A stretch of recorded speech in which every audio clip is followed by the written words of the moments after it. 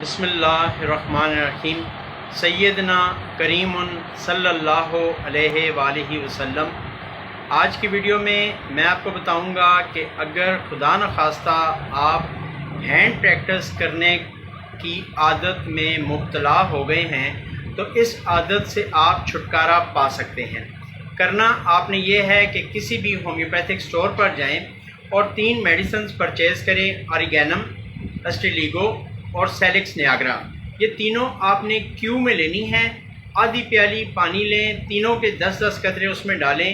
کھانا کھانے سے پہلے لے لیں یا کھانا کھانے کے 1 گھنٹے بعد لے لیں۔ انشاءاللہ تعالی یہ میڈیسن آپ 15 دن یوز کریں۔ 15 دن کے بعد آپ کی یہ عادت خود بخود ختم ہو جائے گی۔